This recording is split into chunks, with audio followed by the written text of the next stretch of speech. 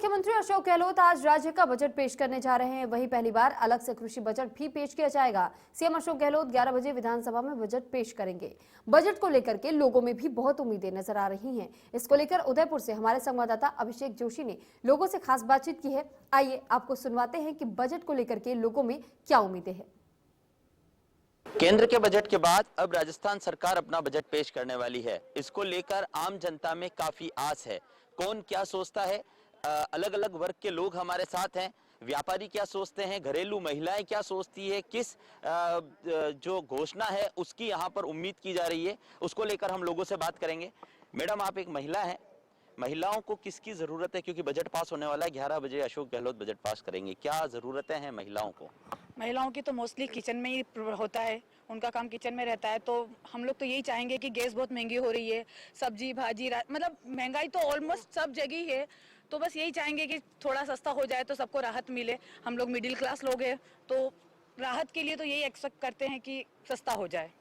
बिल्कुल, कहीं ना कहीं जो महंगाई से राहत है वो यहाँ पर चाहिए। घरेलू महिलाओं की अगर हम बात करते हैं तो कुछ और महिलाएं हमारे साथ हैं। मैडम, आपका नाम बताएं, क्या जरूरत है, क्या चीज चाहिए? मतलब जो अभी बजट पास होने वाला है, क्या उम्मीद करते हैं आप? हाँ, मेरा नाम सविता शर्मा है, मैं आरएसजी से बोल रही हूँ। मैं बजट में ये चाहती हूँ कि जो आम आदमी और गरीब लोग हैं, है ना, मिडिल क्लास लोग हैं, उनके लिए जो ये सब्जी बेसिक नीड्स है हमारी, वो भी इतनी महंगी है कि इंसान सोच ही नहीं सकता है कि जो सब्जी है, दाल है, चावल है, गैस की टंकी है, और क्या कहते हैं, आटा है, तेल है और पेट्रोल है। मतलब कोई भी ऐसी चीज़ नहीं है जो बेसिक नीड्स है, वही इतनी महंगी है कि कोई भी इंसान है ना बहुत मुश्किल से सरवाइव कर पा रहा है। मेरी यही अपील है कि महंगाई को कम किया जाए। जी बिल्कुल, कोरोना के बाद से जहां बात करें तो सबसे बड़ा जो मुद्दा है वो महंगाई का है। महंगाई किन कारणों से बढ़ रही है ये आप और हम सभी लोग जानते हैं, लेकिन अगर महंगाई पर काबू पाया जाता है तो कहीं ना कहीं घरेलू महिलाओं को जो तेल के दाम है, बढ़ती सब्जियों के जो दाम है, गैस सिलेंडर के जो लगातार बढ़ते दाम है, इससे राहत मिल सकती है। हमारे साथ कुछ और लोग हैं। सर, नाम बताएं आपका, क्या उम्मीद करते हैं जो बजट पास होने वाला है उसको लेकर आपकी क्या उम्मीद है, किस सेक्टर में क्या मिलना चाहिए? नमस्कार, मेरा नाम पंकज जैन है, मैं चार्टर्ड अकाउंटेंट हूँ। विगत 2 वर्षों से कोरोना काल में वैसे भी बहुत सारी समस्याएं जनता के सामने आई हैं। व्यापारी वर्ग बड़ा पिछले 2 साल से परेशान रहा है। गत बजट में भी अशोक गहलोत जी ने एक एमनेस्टी स्कीम की घोषणा जरूर करी थी। उस एमनेस्टी स्कीम को लागू करने के बाद से फिर से सेकेंड कोरोना काल आया और लॉकडाउन लग गया। उस वजह से उस एमनेस्टी स्कीम, विभिन्न कर कानूनों में जो फायदा लोगों को मिलना चाहिए था वो समय पर नहीं मिल पाया। हालांकि सरकार ने उसकी तारीखों को कई बार आगे बढ़ाया, लेकिन एक समय पर जाकर के जो कोरोना की विगत 2 वर्ष में स्थिति हुई है उससे व्यापार बहुत ज़्यादा नुकसान में है। तो आशा है कि वापस इस बजट में ऐसी कोई एमनेस्टी स्कीम पुनः अशोक गहलोत जी लेकर के आएँ, जिससे व्यापार में लोग जो परेशान हो रहे हैं, पुराने कर कानूनों से जो पुराने वाद विवाद सरकार और जनता के बीच में, व्यापारियों के बीच जो चल रहे हैं, उनको निपटाया जा सके। कई पेनल्टियाँ, कई तरह के ब्याज जो व्यापारी वर्ग के ऊपर लग रहा है उसको समाप्त करके एक नई शुरुआत व्यापारी वर्ग को दी जा सके। क्योंकि व्यापार बढ़ेगा और व्यापारी अगर संतुष्ट होगा, व्यापार बढ़ेगा तो बिजनेस मिलेगा, रोजगार मिलेगा, और रोजगार मिलेगा तो जो महंगाई की बात आज जनता कर रही है उसमें कहीं ना कहीं कमी हो सकती है। महंगाई को कम करना सरकार के हाथ में जरूर है, लेकिन अगर उसके साथ रोजगार के अगर साधन संसाधन और व्यापार को बढ़ावा दिया जाए, ऐसी कोई प्रोत्साहन स्कीमें अगर सरकार द्वारा युवा वर्ग के व्यापारियों को ऐसी कोई प्रोत्साहन स्कीम अगर लेके आए, जैसे स्टार्टअप इंडिया की सेंट्रल गवर्नमेंट की तरफ से जो योजना चल रही है, ऐसी स्टार्टअप स्कीम कोई राजस्थान सरकार की तरफ से पहल करके अगर इस बजट में घोषणा की जाए तो हो सकता है कि ये महंगाई की बात जो जनता कर रही है उसमें कुछ कमी हो सकती है। सबसे बड़ी जरूरत महंगाई कम होने की यहाँ पर है ना। सर, आप एक व्यापारी हैं, व्यापारियों को क्या चाहिए, किस तरह का कोई टैक्स है वो कम होने चाहिए? जिस तरह से जीएसटी लगातार बढ़ता जा रहा है टैक्स, और पेट्रोल डीजल की बात करें तो पास ही में गुजरात है, गुजरात में टैक्स रेट कम है, लेकिन उधर राजस्थान में जो है वेट टैक्स सबसे ज़्यादा है। व्यापारियों को क्या चाहिए? मेरा नाम अनूप कुमार तिवारी है। मैं सरकार से ये अनुरोध करूंगा कि हर चीज़ तो यहाँ महंगी है। बजट आज पेश होने वाला है, लेकिन इस बजट से कुछ भी मुझे लग नहीं रहा, ऐसा कोई दिख नहीं रहा है कि कुछ जनता को प्रोत्साहन मिलेगा। क्योंकि पेट्रोल हमारे यहाँ से 10 रुपये सस्ता गुजरात में है। आप यूपी चले जाइए, यूपी से भी 10 रुपये यहाँ महंगा है, डीजल 10 रुपये महंगा है, हर चीज़ तो यहाँ महंगी हो रही है। अभी आज बजट पेश करेंगे फिर वही हो जाएगा, पागल बनाएंगे।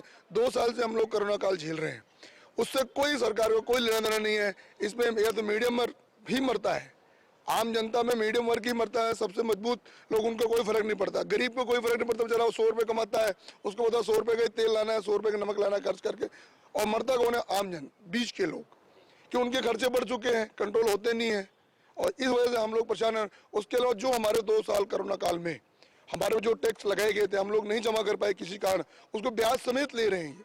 हम लोग यही चाह रहे हैं कि ब्याज भी हमारा माफ कर दे, लेकिन ब्याज भी नहीं छोड़ रहे हैं। सरकार से अनुरोध यही है कि ब्याज तो कम से कम छोड़े, मूल तो हम लोग जमा करने के लिए तैयार हैं।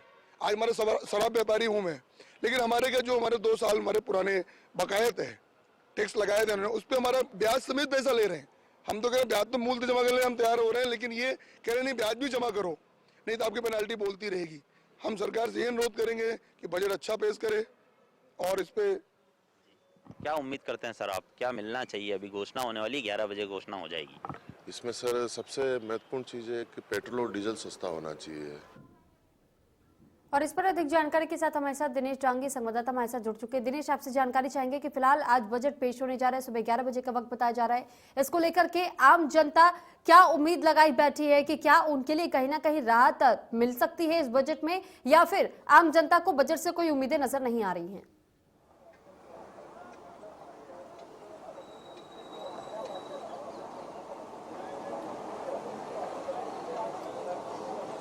दिनेश, क्या आपको हमारी आवाज मिल रही है? लगता है हमारी आवाज फिलहाल दिनेश तक नहीं पहुंच पा रही है। तो फिलहाल ये जानकारी आपको दे दें कि जिस तरीके से बजट से किसानों को भी इस बार खासी उम्मीद नजर आ रही है, क्योंकि ये उम्मीद जिस तरीके से मानी जा रही है, ये कहा जा रहा है कि पहली बार ऐसा होने जा रहा है जब कृषि बजट को अलग से पेश किया जाएगा। कृषि बजट पर फिलहाल अलग से पेश करने की बात कही जा रही है, इसमें किसानों को खासतौर पर ध्यान में रखा जाएगा और साथ ही कर्ज माफी को लेकर भी योजना की मांग किसानों की तरफ से, हालांकि सरकार की तरफ से रही है कि सरकार किसी भी तरीके से किसानों के कर्ज को माफ कर दे, क्योंकि जिस तरीके से किसानों की जमीन को नीलाम करने का जब मामला सामने आया था तो ऐसे में राजस्थान सरकार का बहुत ज्यादा मजाक भी बनाया गया था। हालांकि उसके बाद ये भी उम्मीद जताई जा रही है कि जिस तरीके से आरजीएचएस में आउटडोर लिमिट बढ़ेगी, और इसके अलावा एक बार फिर हमारे संवाददाता दिनेश डांगी जयपुर से हमारे साथ जुड़ चुके हैं। दिनेश, आपसे जानकारी चाहेंगे कि आज जो बजट पेश होने जा रहा है, बजट को लेकर के आम जनता की उम्मीदें जयपुर में क्या कुछ है, पहले तो इस बारे में बताइए, फिर आपसे दूसरा सवाल हम उस पर भी रुख करेंगे। डिस्कनेक्ट हो गया। तो तकनीकी खामियों की वजह से दिनेश एक बार फिर से संपर्क हमारा टूट गया है। फिलहाल ये जानकारी दे दें कि जिस तरीके से ये खबरें सामने आ रही थी कि 5 मेडिकल कॉलेज का घोषणा किया जा सकता है इस बजट में, 5 नए मेडिकल कॉलेज की घोषणा हो सकती है। उम्मीद जताई जा रही है कि राजस्थान बजट 2022 जब पेश होगा तो अगले सत्र से 5 नए मेडिकल कॉलेजों के शैक्षणिक सत्र शुरू करने के और उनके लिए स्टाफ आदि की भी घोषणा की जा सकती है। करीब 150 उपकेंद्र पीएचसी और सीएचसी के क्रमोन्नत करने की घोषणा भी संभव हो सकती है, और साथ ही 60,000 शिक्षक भर्तियों पर भी चर्चा होनी चाहिए, इसको भी इसमें शामिल किया जाना चाहिए, क्योंकि ये भी मांग लंबे समय से उठ रही है। राजस्थान में जिस तरीके से शिक्षा क्षेत्र में भी कहीं ना कहीं गहमा गहमी की स्थिति देखने को मिली थी, विद्यार्थियों की अलग मांग थी, शिक्षकों की अलग मांग थी, इसको लेकर के अलग अलग जगहों पर प्रदर्शन भी किए गए थे, आंगनबाड़ी कार्यकर्ताओं ने भी प्रदर्शन किए थे। ऐसे में उनकी भी ये मांग है कि उन्हें पूरी तरीके से टेम्पररी से हटा करके परमानेंट किया जाए। तो कई ऐसे मुद्दे रहे हैं जिनको लेकर के इस बजट से खासा उम्मीदें लोगों को नजर आ रही है।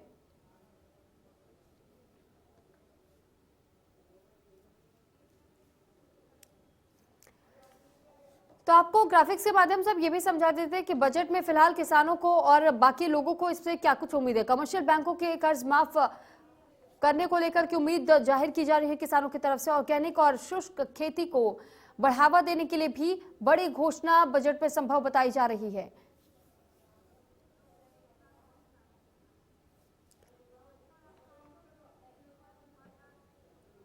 और इस बीच एक बड़ी खबर सामने आ रही है। इस वक्त की बड़ी खबर आपको बता देते हैं, गुलाबचंद कटारिया को लेकर के बड़ी खबर सामने आ रही है। तो जयपुर में नेता प्रतिपक्ष गुलाबचंद कटारिया का बयान सामने आया है, बजट होगा लोभ लुभावन। कटारिया ने यह कहा है तो बजट लोभ लुभावन उन्होंने कह दिया कि होने वाला है। पिछले 3 बजट का धरातल पर जिस तरीके से उन्होंने देखा, आगामी चुनाव को देखते हुए घोषणाएं होंगी, ये कटारिया का कहना है। तो कटारिया ने साफ तौर पर यह कहा है कि बजट को पेश तो भले किया जाएगा, लेकिन लोक लुभावन सिर्फ वादे होंगे, इस पर धरातल पर काम नहीं किया जाएगा, क्योंकि 3 साल से वो इस बजट को देख रहे हैं। और जयपुर से खबर आपको बता रहे हैं, जहां पर बजट को लेकर के जिस तरीके से आम जनता को उम्मीदें नजर आ रही हैं, तो वहीं नेता प्रतिपक्ष गुलाब चंद कटारिया का बयान भी इस बीच सामने आ गया। उन्होंने कहा कि बजट लोक लुभावन होने जा रहा है।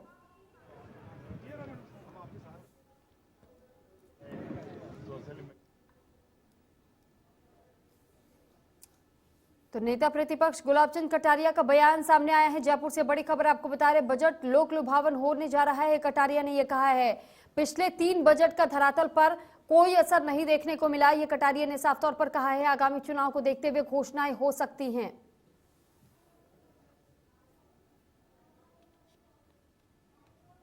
जो बजट मैं 3 बजट इस सरकार के पहले देख चुका हूँ। सच में बजट की जो सेंसिटिविटी वो नहीं के बराबर है। जो बजट पहले पेश किए गए वो जमीन पर अभी तक नहीं उतर पाए हैं। ऐसा एक नहीं, मैं अनेक उदाहरण दे सकता हूँ। ये जरूर चुनाव के समय के पूर्व का बजट है। इसी में जो कुछ भी करना होगा जनता को अपनी ओर आकर्षित करने के लिए, जैसा इनका स्वभाव रहा है वैसा ही वो करेंगे। लेकिन सच में राजस्थान कर्जे की मार में डूब चुका है। लगभग 5 लाख करोड़ से भी अधिक का कर्जा आज की तारीख में राजस्थान पर हो चुका है। और जो बजट में एक तरह से जो कर्जा है और ब्याज है, वो ही एक तरह से लगभग 27% बजट का हिस्सा केवल इसी में चला जाता है। ये अच्छी बात है कि पहली बार राजस्थान ने पहल की है, लेकिन अब कितना कृषि बजट में आएगा ये उसका देखने के बाद ही कहा जा सकता है। ये भी वैसे ही गुड़ लगाने का होगा कोनी में, जिससे न खा सके किसान न रो सके, वही मुझे इसमें से दिखेगा बजट। और यहाँ रुकेंगे छोटे से ब्रेक के लिए। ब्रेक के बाद जल्द हाजिर होंगे।